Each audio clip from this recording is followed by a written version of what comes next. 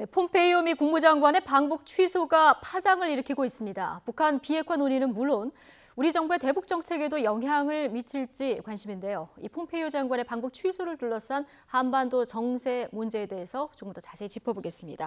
김주환 기자 나와 있습니까? 네, 김주환입니다. 예, 당초 이번 주에 폼페이오 미 국무장관의 4차 방북이 이루어질 것으로 발표가 됐었는데 미 정부 발표 하루 만에 전격 취소가 됐습니다. 트럼프 대통령이 트윗에 밝혔는데 이유가 뭡니까?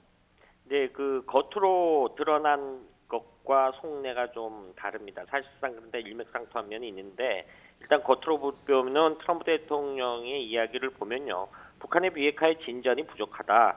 그리고 중국은 소극적인 태도를 보이고 있다. 그래서 방북을 취소시켰다 이렇게 얘기를 했습니다. 다시 이걸 짚어보면요. 그 속내는 사실 요즘 쟁점이 됐던 것이 북한 핵신고 리스트 그리고 북한의 입장에서는 종전선언 막교환을 어떻게 해야 되는 것이 관심사였는데 이 부분에 대한 합의가 불확실했다는 것이죠. 그래서 취소를 시켰고 그러면서 단서를 달았습니다. 중국과의 무역관계가 해결된 이후에 가까운 장래에 북한에 갈 것으로 기대한다라고 밝혔습니다. 그런데 이 부분은 중국이 북한에 대한 영향력을 활용해서 비핵화 협상 국면에 개입하고 있다고 미국은 판단하고 있고요. 그리고 중국 역시 미국을 상대로 무역 전쟁을 벌이고 있는데 북한을 지렛대로 삼으려 한다는 의구심을 트럼프 대통령이 공개적으로 표출을 하면서 강력하게 경고 메시지를 보냈다 이렇게 설명할 수 있는 겁니다. 예. 자, 관심은 이번 폼페이오 장관의 방북 취소가 앞으로 어떤 파장을 낳을 것이냐 이 부분인데 어떻게 전망됩니까? 우리가 양수겹장이라는 말을 많이 씁니다. 딱 이런 상황에 해당하는 건데 일단 두 가지 차원에서 접근이 가능합니다. 먼저 중국과 북한에 대한 미칠 영향을 좀 보면요. 사실 내달 초 시진핑 주석이 방북을 하느냐 마느냐 이런 외신들이 많았습니다. 그리고 오늘 다음 달 9일이 북한의 북한 정부 수립 70주년이 되는 날입니다. 이른바 구구절이라고 하는데 시진핑 주석이 만약에 간다라면은 중국의 영향력을 과시할 계획이 생겨져. 그럼 이렇게 됨으로써 가지 못할 것이라는 판단이 나오고 있는 거죠. 예상이 나오는 거죠. 왜냐하면요. 시 주석이 방북하게 되면 중국 배후설이라는 그물에 걸려들게 되고 중국 역시 대북제재 회피 국가다 이런 오명 가능성이 쓰여질 수 있습니다. 그리고 두 번째 북한의 입장에서는 대대적으로 정권 수립 70주년 준비를 하고 있는데 거기에다 G2에 시진핑 주석이 오게 되면은 굉장히 금상첨화겠죠. 그래서 북한 정권의 정당성을 과시해 보려 했는데 이건 역시 차질이 불가피하다 이렇게 예상할 수 있는 것이죠. 예.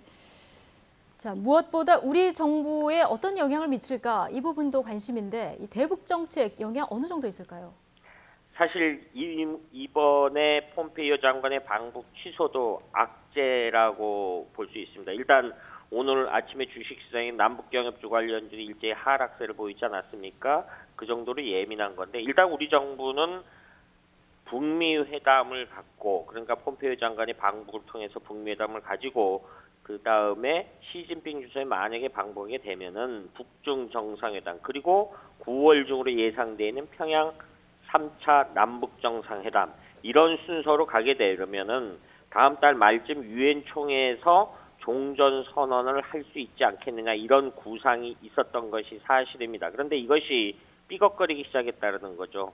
그래서 이 부분에 대해서 일단은 호재가 아닌 악재다 이렇게 평가를 할 수 있는 겁니다. 예, 또 다른 관심하면 남북 연락사무소 개소 문제인데요. 당초 이달 안에 문을 열겠다 이런 것이 청와대 입장이었는데 이거 연기되는 겁니까? 사실 청와대는 이 부분에 대해서 연기다 아니다 이렇게 언급은 분명히 하지 않고 있습니다. 오늘 통일부 대변인의 브리핑도 있었는데 이 부분에 대해서 명확하게 이야기는 안 하고 있습니다. 그러나 지금 말씀하신 것처럼 가능성은 굉장히 높은 건 사실입니다. 개소 시점에 대해서 당초 이번 달에 하기로 했었는데 신중 모드로 돌아섰다 이렇게 볼 수 있는 것이죠.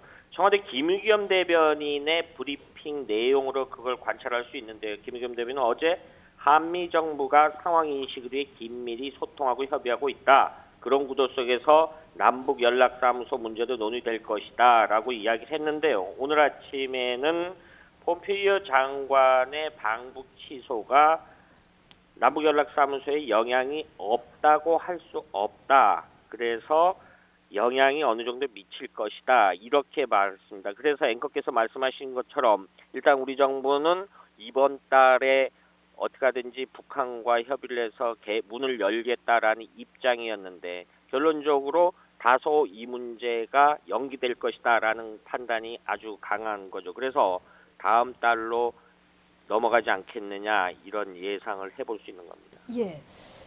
지난번에 1차 그 북미 정상회담 취소 때 북한이 바로 입장을 냈었었는데요. 이번에는 아직까지 입장이 나오지 않고 있습니다. 어떻게 예상하십니까?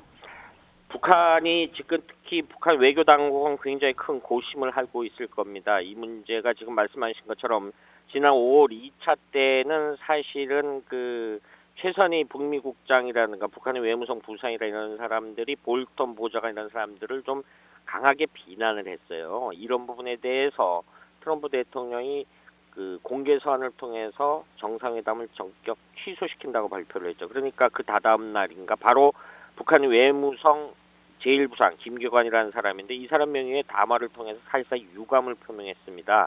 그래서 정상회담이 예정대로 6월 10일 날 이루어졌어요. 그런데 이번엔 좀 경우가 다른 거라고 볼 수 있죠. 결이 다르다 이렇게 해석을 하는데 폼페이오 방북 취소 이유가 비핵화 증거가 불충분하다라고 분명히 얘기를 했습니다. 그렇다라고 하면은 미국이 원하는 수준의 비핵화 목록을 제출해야 되는 겁니다. 이 부분에 대해서 북한이 어떻게 나올지 그러니까 전향적인 태도를 보일지가 주목이 되는데 만약에 1차 때처럼 그런 어느 정도 리스트를 제공하겠다라고 하면은 북미 관계에 다시 속도가 붙게 되겠죠. 그리고 3차 남북 정상회담 그리고 미중 관계 개선으로 이어지는 이른바 선순환 구조가 형성될 가능성이 있습니다. 그런데 북한이 만약에 중국에 더욱 밀착해서 강공으로 나온다라면 한반도 정세는 가을에 들어서 굉장히 복잡하게 전개될 가능성이 있습니다. 그래서 앞서 제가 말씀드린 것처럼 북한 외교 당국이 굉장히 골머리를 앓고 있다라는 것도 이런 이유 때문이라고 해석할 수 있습니다. 남북, 북미, 미중 뭐 다 얽혀 있다 보니까 복잡할 수밖에 없겠죠. 자, 여기까지 듣겠습니다. 김주환 정치안보 전문기자였습니다.